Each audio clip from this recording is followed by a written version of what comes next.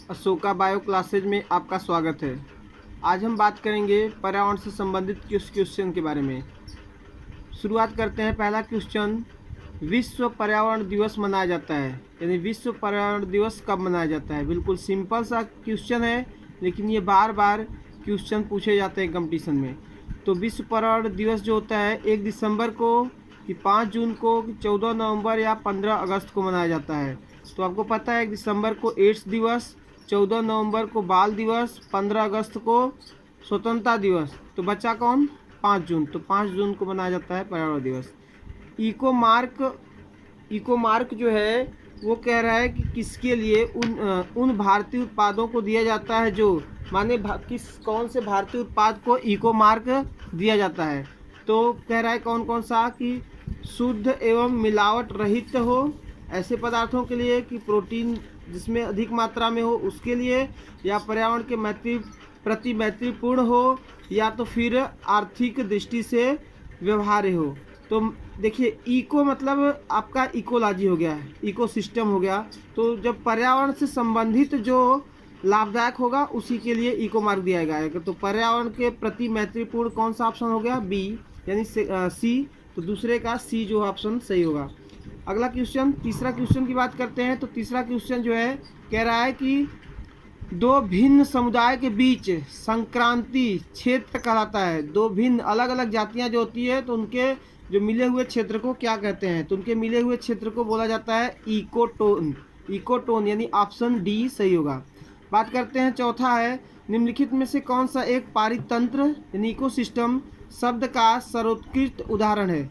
Ecosystem में क्या होता है? इकोसिस्टम में जो जीव होते हैं और जीव के अगल बगल के जो भी कुछ सजीव और निर्जीव घटक होते हैं जिससे वो घिरा हुआ है उसी को बोलते हैं यहाँ पर इकोसिस्टम। तो अब कह रहा है कि निम्नलिखित में से कौन सा पारितंत्र का एक सर्वोत्कृष्ट वर्णन है। तो कह रहा है कि एक दूसरे के अन्योन्य क्रिया करने वाले जीवों का एक समुदाय। तो ये नहीं होगा। पृथ्वी का वह भाग जो सजीव जीवों द्वारा आवासित है। तो सिर्फ सजीवों को नहीं बोलते हैं, निर्जीव भी होने चाहिए। तो जीवों का समुदाय और साथ ही वह पर्यावरण जिसमें वे रहते हैं, यानी कि कह रहा है कि जीव और जीवों के चारों तरफ का वह क्षेत्र जहाँ वे रहते हैं उसी को क्या बोलते हैं यहाँ पर? पारितंत्र। तो ऑप्शन सी ही सही है। अगला क्वेश्चन है, क्वेश्चन नंबर 5 की ओर चलते हैं। पांचवा क्वेश्चन कह रहा है कि प्रसिद्ध गिर वन कहाँ पर स्थित है। तो गिर वन जो है ग से गिर वन और ग से गुजरात। तो याद रख लीजिए गिर वन कहाँ पे स्थित है? गुजरात में स्थित है। अगला क्वेश्चन की बात करते हैं। क्वेश्चन नंबर 6 जो है, क्वेश्चन नंबर 6 कह रहा है कि जीवमंडल आरक्षित क्षेत्र, जीवमंडल आरक्षित क्षेत्र यानी जहाँ पे जीवों को सुरक्षित रखा जाता है, आरक्षित क्षेत्र की पहली परियोजना स्कीम कौन सी थी। तो जीवमंडल आरक्षित जो क्षेत्र था उसकी पहली परियोजना कौन सी थी। तो ऑप्शन नंबर ए सुंदरवन जीव मंडल आरक्षित क्षेत्र, या नीलगिरी जीवमंडल आरक्षित क्षेत्र, या नंदा देवी जीवमंडल आरक्षित क्षेत्र, या मन्नार की खाड़ी जीवमंडल आरक्षित क्षेत्र। तो जो छठवां होगा, छठवें का आंसर होगा आपका बी, यानी कि नीलगिरी जीवमंडल आरक्षित क्षेत्र जो है सबसे पहले जीवमंडल आरक्षित क्षेत्र की परियोजना के रूप में कार्य की थी। बात करते हैं अगला question, question number 7। Question number 7 क्या कह रहा है कि केरल की मौन घाटी। तो केरल की मौन घाटी की क्या विशेषता है। तो क्वेश्चन नंबर 7 में देखते हैं कि भारत के एकमात्र सदाबहार वन है। ये विशेषता है कि ये जो है महंगी इमारती लकड़ी के जो वृक्ष पाए जाते हैं ये है कि पिकनिक के लिए कोई बेटर स्थान है, या पादपों तथा प्राणियों की दुर्लभ प्रजातियां हैं। तो केरल की मौन घाटी जो है, सीधी सी बात है, मौन मीन्स शांत हो गया। तो शांत मतलब जहाँ पे कोई नष्ट होने वाले हैं ऐसी जातियों के लिए यूज किया जा रहा है क्या? मौन घाटी। तो ऑप्शन नंबर डी जो होगा, पादपों तथा प्राणियों की दुर्लभ प्रजातियां जो होती है वो कहाँ पे हैं? केरल की मौन घाटी में। तो ऑप्शन नंबर डी सही होगा। अगला क्वेश्चन की बात करते हैं। क्वेश्चन नंबर 8 पर आते हैं। तो क्वेश्चन नंबर 8 कह रहा है कि विश्व का एकमात्र तैरता हुआ राष्ट्रीय उद्यान, माने पूरे विश्व में सिर्फ एक ही है ऐसा राष्ट्रीय उद्यान जो क्या है? तैरता हुआ है।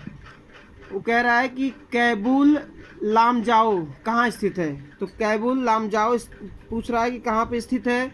तो देखा जाए तो ये क्या है? मणिपुर में। मणिपुर में ही क्या है? ये तैरता हुआ जो राष्ट्रीय उद्यान है व्यवस्थित है।